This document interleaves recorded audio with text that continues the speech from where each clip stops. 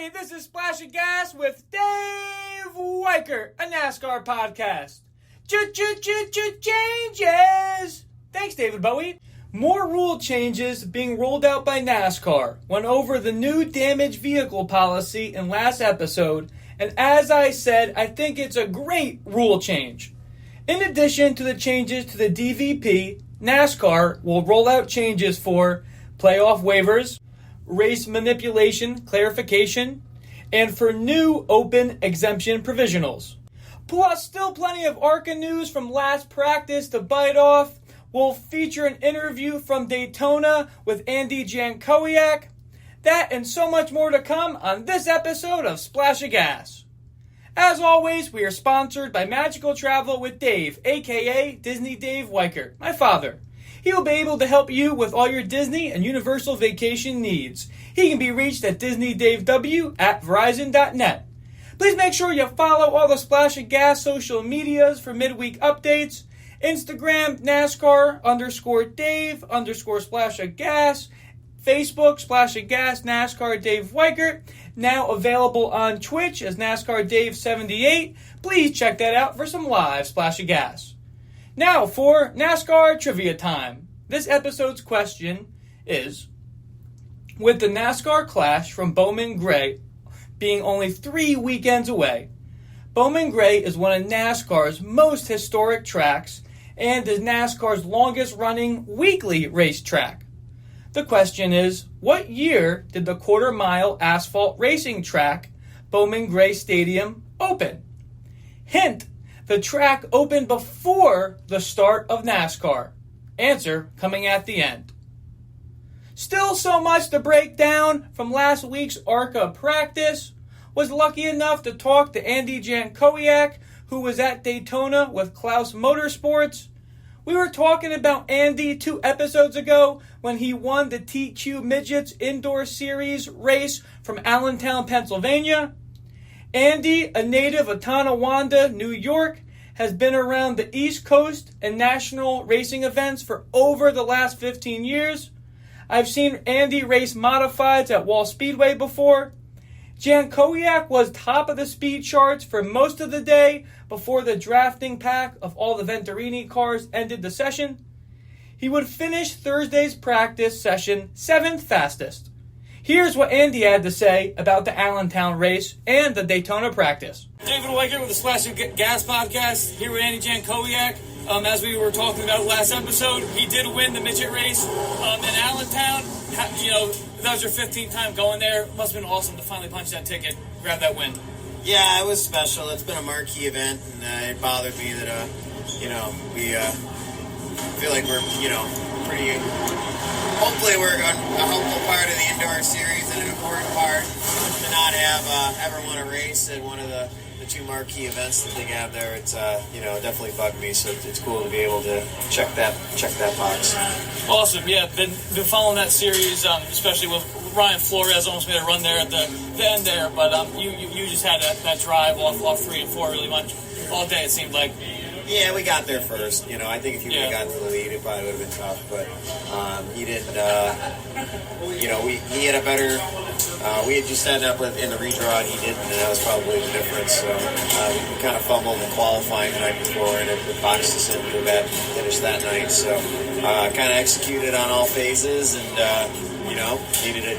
Glad it wasn't 41 laps. It worked out just fine, and we'll take it. Yeah, for sure. How's the car feeling today? How did everything go on the track? It's struggling a little bit in single car. We got into a draft there, and I got a good lap, and we were sitting top of the tree until about an hour left. So the Venturini's bumped us off there. So that kind of sucks. But then our backup car was in the pack with them, and then they all crashed, so we wrecked the backup car too. So things went from really good to really bad in a hurry. So I gotcha. But that's racing. It'll do it. Yep. Awesome. Really appreciate you. Appreciate you. Awesome to talk to Andy about the Allentown race.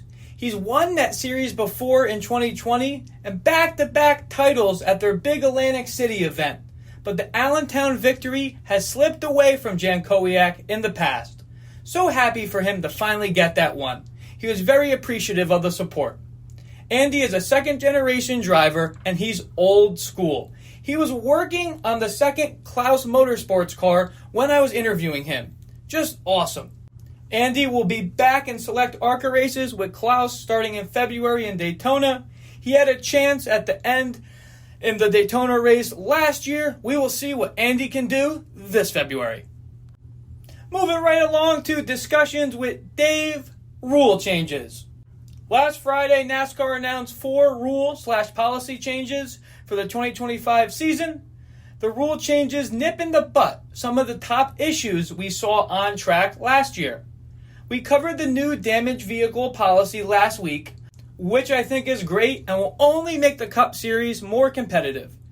In short, the new DVP gives teams unlimited time to work on their car in the garage if damaged in a race, compared to only 7 minutes last year. And all vehicles unable to drive to pit road/the garage area will be towed, but will not be ruled out of the race. Teams will be given the opportunity to work on those damaged cars. The 3 other rule changes are pertaining to playoff waivers, race manipulation clarification, and for new open exemption provisionals. We'll start off talking about the new playoff waivers. Approved drivers lose their playoff points from regular season. In a major change to the playoff waiver dynamic, drivers who get a playoff approval for non-medical reasons will lose all their current and future playoff points earned during the regular season. That would have applied to Kyle Larson and his playoff waiver approval last year after he missed the Coca-Cola 600 to race the Indianapolis 500 that got delayed slightly by rain. Drivers that get a playoff waiver via age restriction, example, think a Truck Series driver that turns 18 mid-season and is able to race the rest of the full schedule, are also exempt from losing playoff points. Who will this affect? Kyle Larson and other drivers in the future that try to do the Indy 500 and Coca-Cola 600 double header. Kyle attempted it last year, and rain in Indy would end his chance of making it to Charlotte on time. Justin Allgaier would have to drive in his place. Kyle is planning on doing the same thing this year, hoping for no rain in Indy or Charlotte the holiday weekend, but we will see what calls Hendrick will make if they have to do so. The next rule change, race manipulation clarification. The 100% race performance obligation rule added in 2013 is now adjusted, with the rule stating that those who manipulate the outcome of races could be subject to penalty. This is a direct result of the late race events that occurred in Martinsville in the second to last race of the season, the last race before the championship 4. Rule violations now have an explicit penalty structure, with manufacturers subject to loss in manufacturers' points or wind tunnel hours. As just mentioned, this rule is implemented directly to prevent future race manipulation that we saw in the second to last race last year. You knew that when we saw this last year, NASCAR would be making a rule change, and here it is. Kudos to the implementation. The playoff system is entertaining, and this will make the racing based on racing and not what teams are in front of you. This also even more solidifies the already integrity of the playoff and ultimately the Cup Series champ. This by no means is a knock at last year's champ, Joey Logano. He won in Vegas and was already locked in by then. Rule and policy changes are needed to make the sport even better, as the intent for these are always to make the racing more competitive. Ross Chastain, Hail Melon in Martinsville. Ross was in the rules, and he did what he had to do to make the transfer and get into the championship 4. But if NASCAR doesn't make the rule against riding the wall at the end of races, every race would turn into a wall riding wreck fest. In the end, there was an issue, and NASCAR took care of it.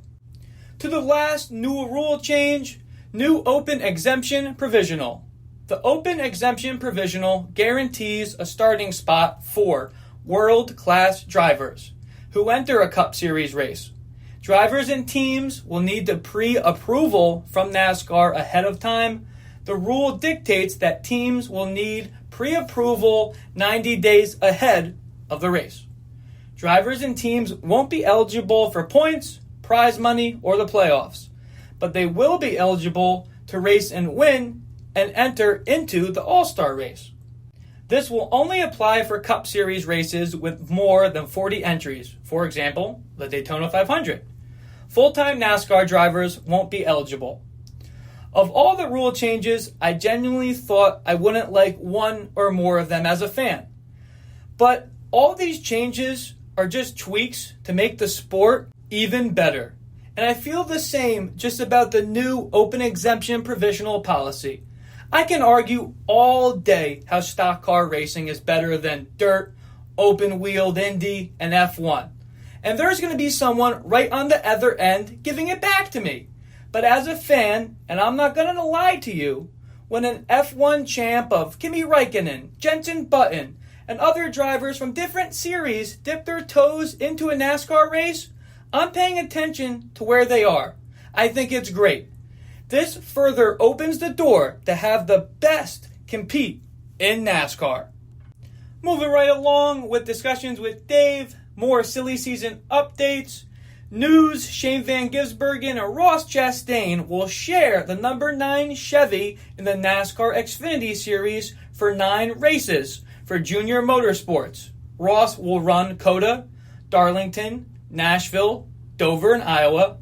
Shane Van Gisbergen will run Mexico City, Chicago, Sonoma, and Watkins Glen.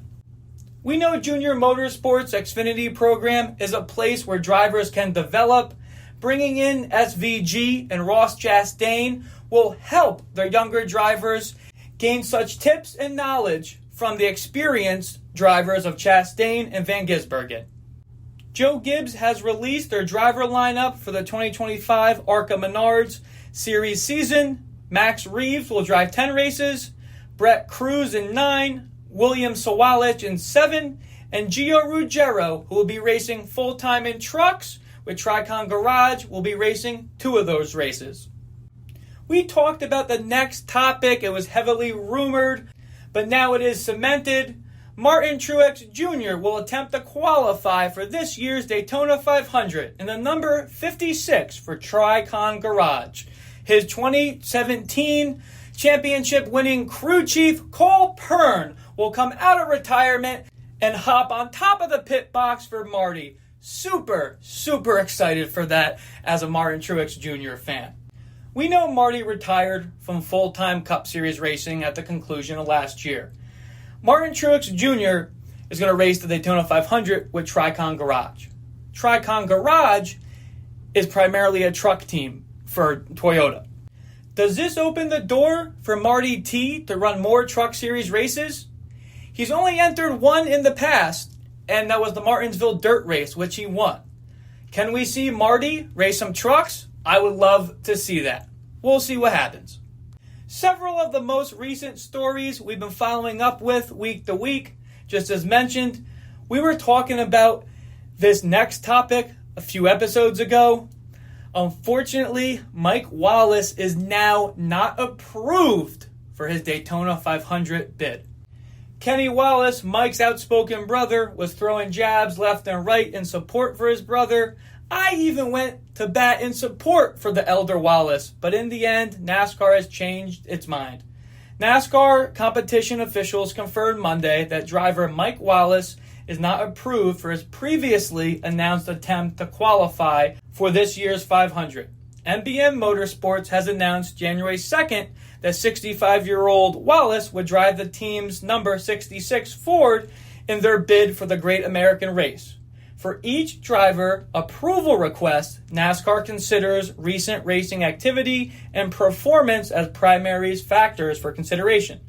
Wallace's most recent NASCAR Cup Series start came in the Daytona 500 in 2015 when he drove a Jay Robinson-owned entry to a 36th place finish.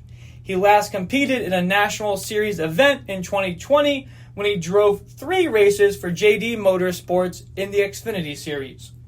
Because Wallace has not raced in an intermediate or larger track since 2015, at this time he is not approved to race at the NASCAR Cup Series level. Wallace has 3 career victories at Daytona in 3 different series. He's prevailed in the ARCA Menard Series race at the World Center Racing in '94, then added wins there in the Truck Series in 2000 and Xfinity Series in 2004. Here is Mike Wallace's statement. To my utter shock and devastation, at 4 p.m. this afternoon, NASCAR competition director Elton Sawyer called me to inform me that NASCAR has decided not to approve me for the Daytona 500, but at this time not approved to race in Cup, Xfinity, and Truck Series in 2025, but could go through the process to possibly get approved for next year. This comes as a total shock, as the president of NASCAR last week in a real phone call told me that I was good and he'll see me in Daytona. I owe this posting to all my fans and non-fans who were so supportive through this great messages and postings of support, as they said, inspired them. Please show your love and support to Carl Long and the complete NBM Motorsports team, as this has now put them in a terrible position, as I was just a driver, but also committed to sponsorship for their Daytona 500 effort. I had sponsorship commitments for the effort around me and helped them find an approved driver and plenty of money. Please. Thank you, Doug Yates, for being my corner and support. I guess we won't get that Daytona 500 pit road picture after all. Brother Kenny, I love you. Thank you so much for showing me support. Much love. In closing, January 22nd would be 1 year ago, the date my wife of 44 years, Carla's passing. I love my family, and we had a plan for a great family picture on pit road at Daytona. And that won't happen. Thank you all my friends, Mike Wallace, 3-time Daytona winner, and many others. How could you but not feel for Mike? Yes, when this was announced, I did state the last times he's raced would definitely be an uphill battle for Wallace going against younger drivers, but also the big thing, he would be driving a car for NBM Motorsports. They're a tier... They're not a tier 3. They're a tier 4 Cup Series team. Hate to break it to them, I'm sorry. But as Mike Wallace said in his statement, he had the sponsorship deal. Mike Wallace, yes, a 65-year-old, he's not going to be winning races by any means. But he's going to give you a driver that can stay in that draft, in that car. He's going to do his best to perform. And if you put a younger, inexperienced driver in that position, you're not going to get the performance that you would compared to Mike Wallace. Unfortunately, NASCAR goes back on what they said. I feel bad for Mike and NBM Motorsports, but right now is the reality we're living in, and he will not be racing in this year's Daytona 500. And that wraps up this episode's edition of Discussions with Dave. Now for NASCAR history time. Bobby Allison. Last fall, Bobby Allison was finally being recognized as the winner of the NASCAR Cup Series race at Bowman Gray Stadium from August 6, 1971. NASCAR is officially recognizing Allison as the winner of this event, and the record books have been updated accordingly.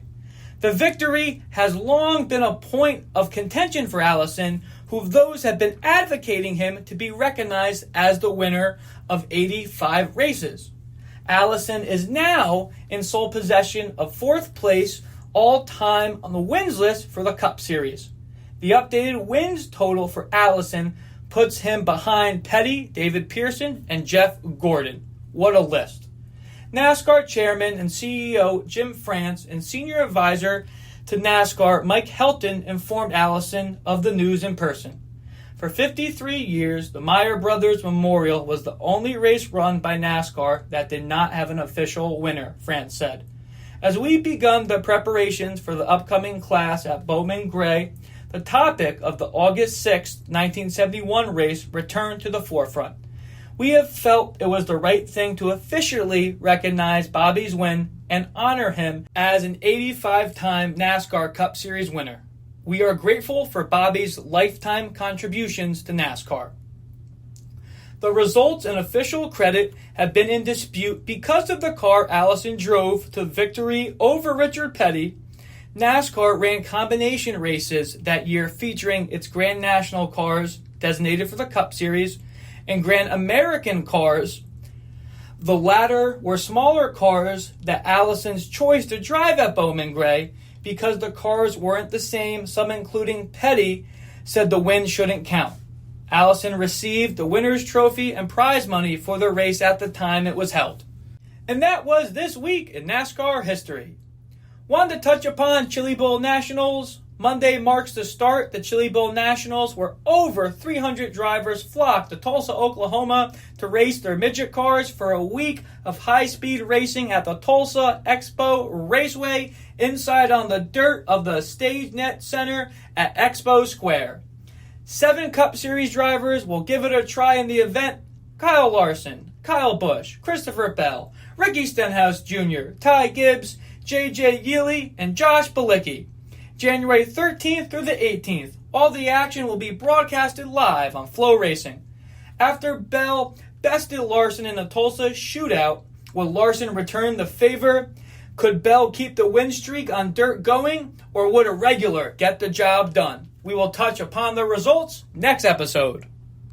Coming to the end of this week's show, that means it's time for trivia answer time. This week's question: with NASCAR's clash from Bowman Gray only being 3 weekends away, Bowman Gray is one of NASCAR's most historic tracks and NASCAR's longest-running weekly racetrack.